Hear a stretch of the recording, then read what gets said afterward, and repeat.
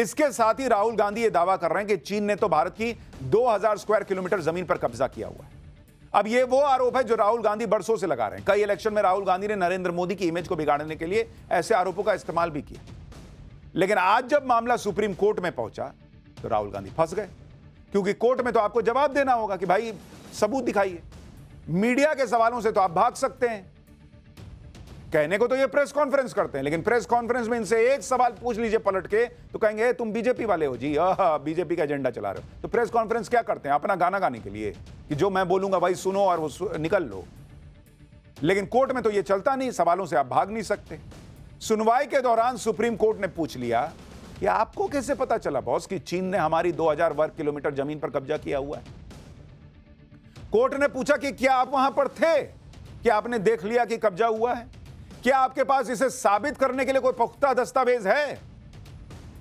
Supreme court ने कहा कि जब सीमा पर कोई विवाद हो तो क्या यह सब कहना जरूरी है? आप संसद में भी तो इसको लेकर सवाल पूछ सकते हैं, सोशल मीडिया पे कह रहे हैं। यानी सुप्रीम कोर्ट ने राहुल गांधी से उनके दावों का सबूत मांगकर ऑलमोस्ट वो फंस गए। भाई अगर सबूत है आपके पास जिसके दावे पर आप कह रहे हैं कि 2000 स्क्वायर किलोमीटर जमीन चीन ने कब्जा रखी है, तो दिखाते ना आज कोर्ट में। राहुल गांधी के खिलाफ सुप्रीम कोर्ट की इस बड़ी टिप्पणी के बाद बीजेपी ने भी राहुल गांधी को घेर लिया।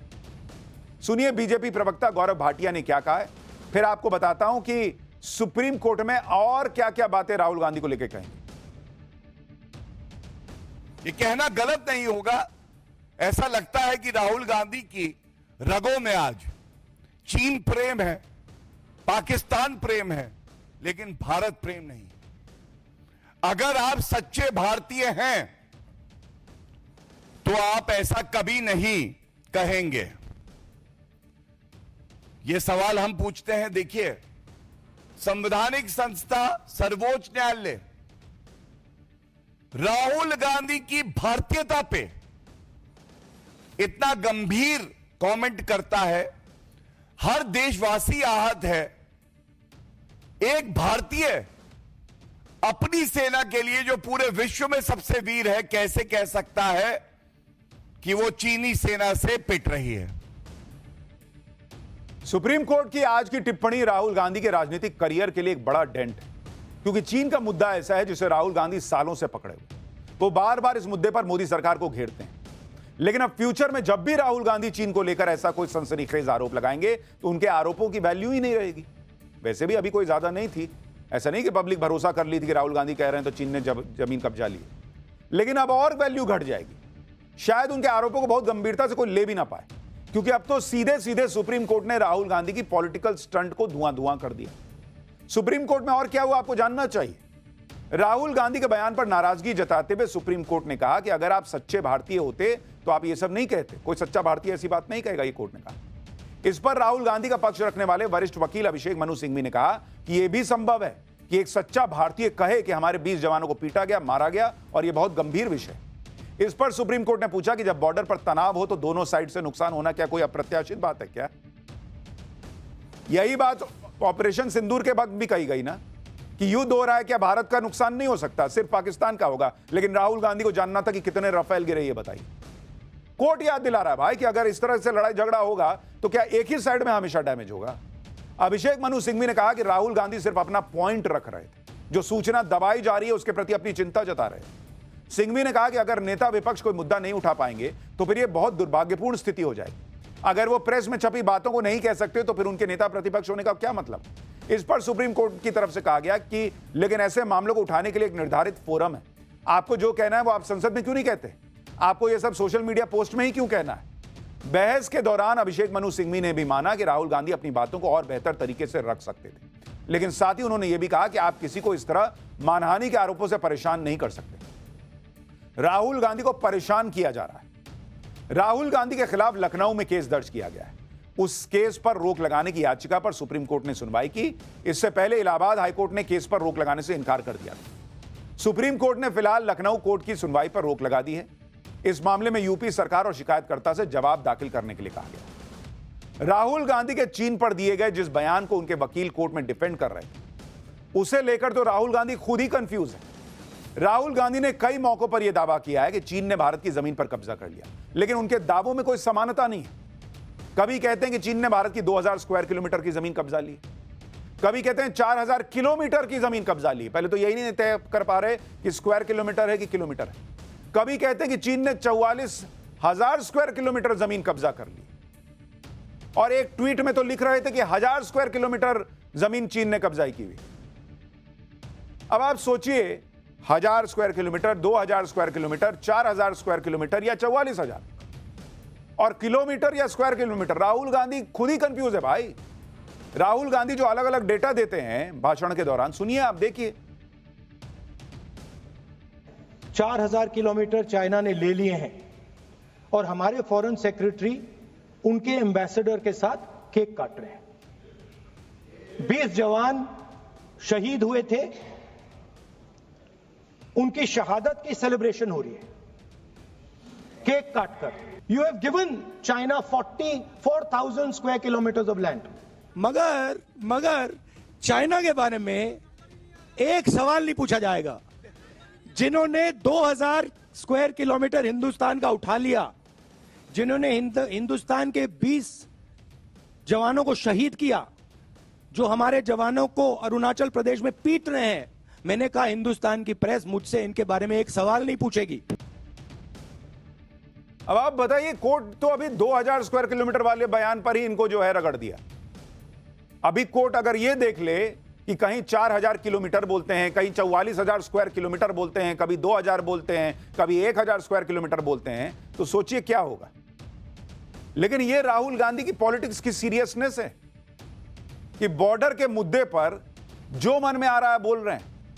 इधर राहुल गांधी को सुप्रीम कोर्ट से फटकार पड़ी, कोर्ट में राहुल गांधी से सबूत मांग लिए गए तो वो कुछ पेश नहीं कर पाए।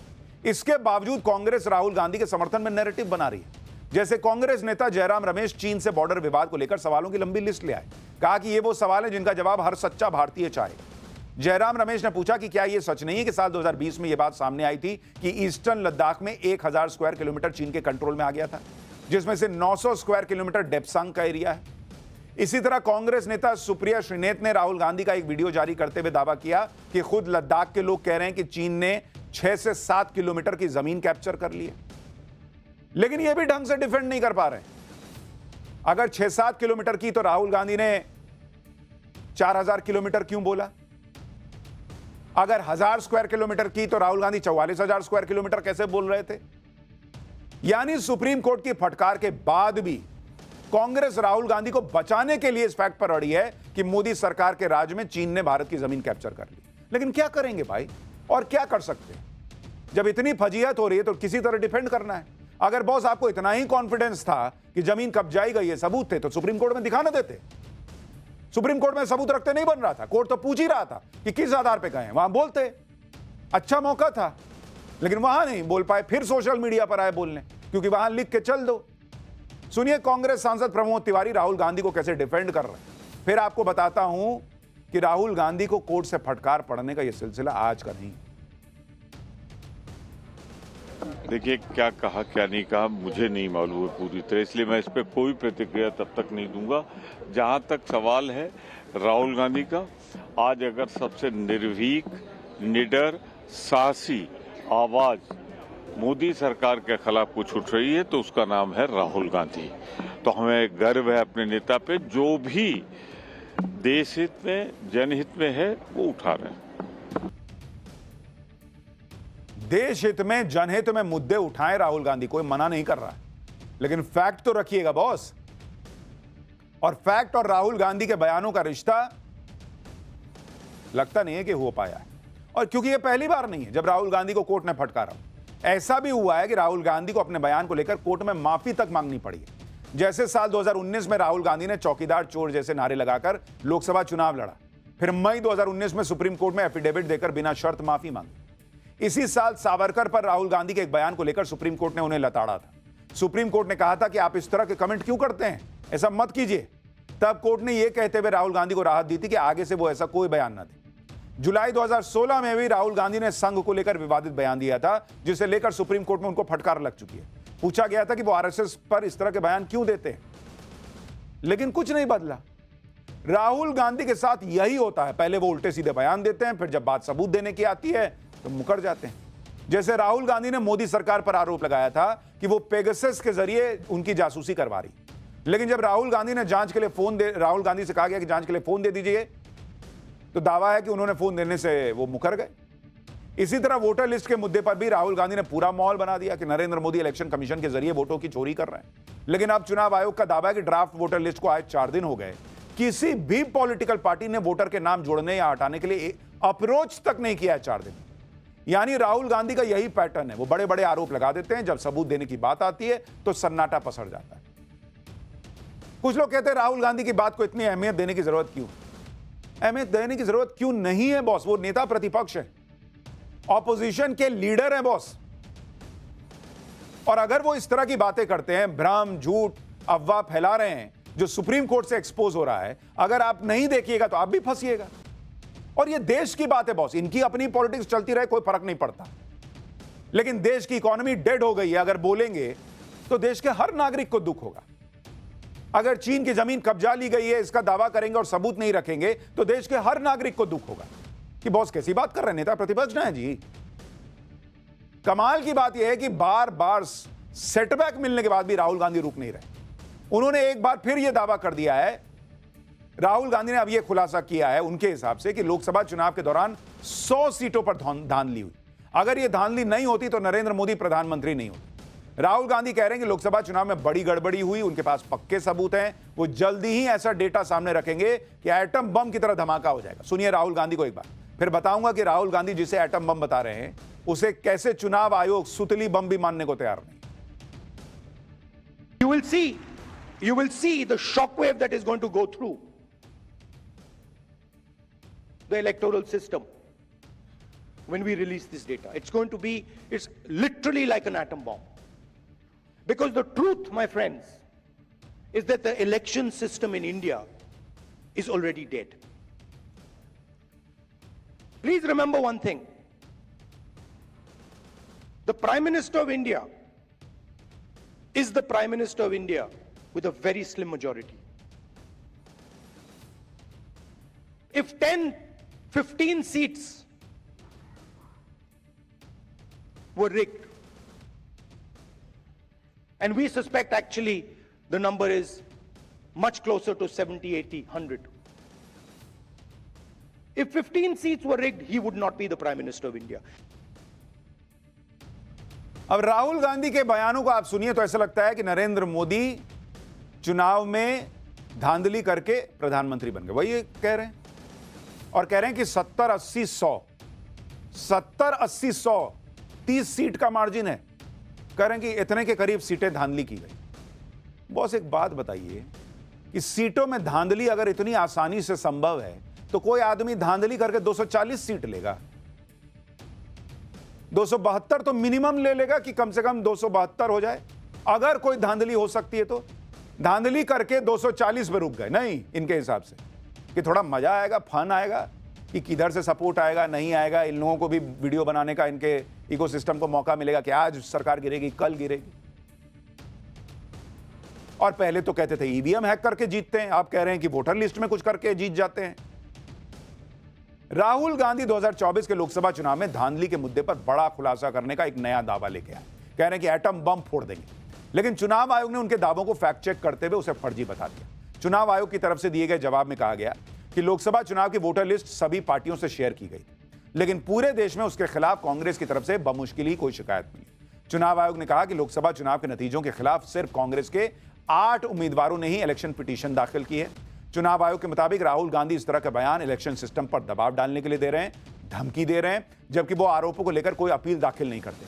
चुनाव आयोग ने कहा कि उन्होंने 12 जून 2025 को ही राहुल गांधी को मिलने के लिए न्योता भेजा था, उनकी तरफ से अभी तक कोई जवाब नहीं आया। यानी चुनाव आयोग राहुल गांधी के कथित एटम बम का कोई लोड नहीं ले रहा, क्योंकि आयोग का यह मानना है कि राहुल गांधी सिर्फ हवा में तीर चला रहे हैं, उनके पास खुलासा करने के लिए कुछ है ही नहीं। क्योंकि राहुल गांधी ऐसे ही खुलासे करते हैं, पेगासस आ गया, पेगासस आ गया, सबका फोन है जो है मोदी सरकार सुन रही है। सुप्रीम कोर्ट में मामला गया, कुछ नहीं निकला।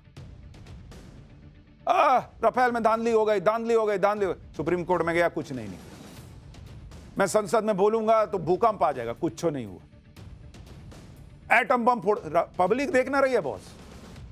रक्षा मंत्री राजनाथ सिंह भी यही बात कह रहे हैं जैसे लोकसभा में राहुल गांधी मोदी सरकार को चैलेंज दे रहे थे, वैसे ही रक्षा मंत्री राजनाथ सिंह ने राहुल गांधी को खुला चैलेंज दे दिया कि एटम बम है तो फोड़ो ना दीजिए, इंतजार किस बात का कर रहा है। नेता प्रतिपक्ष ने फिर से एक अनर्गल बयान दिया है और उन्होंने कहा है कि चुनाव आयोग द्वारा वोट चोरी को लेकर उन्होंने सबूतों का एटम बम तैयार किया है, जो उनके पास है और किसी के पास नहीं है। ऐसा एटम बम उन्होंने तैयार किया है जो कि वह केवल उनके पास है और किसी के पास नहीं है।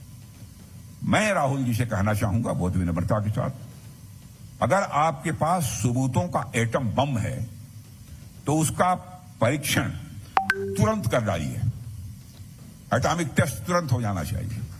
सारे सबूत जनता के सामने रखिए, सारे सबूत जनता के सामने रखिए। मगर सच्चाई है कि उनके पास न कोई तथ्य है न सबूत है, सनसनीखेज बातें करना उनकी पुरानी आदत है। राहुल गांधी को सरकार चैलेंज दे रही है, राजनाथ सिंह चैलेंज दे रहे हैं कि है सबूत तो रख दीजिए। अच्छा, अभी तो संसद का सत्र चल रहा है, अगर अभी रख देंगे तो संसद में मुद्दा उठाने का मौका मिल जाएगा। अभी क्यों नहीं रख रहे हैं? सावन खत्म होने का इंतजार कर रहे हैं क्या? आगे फिर पितृपक्ष शुरू हो जाएगा।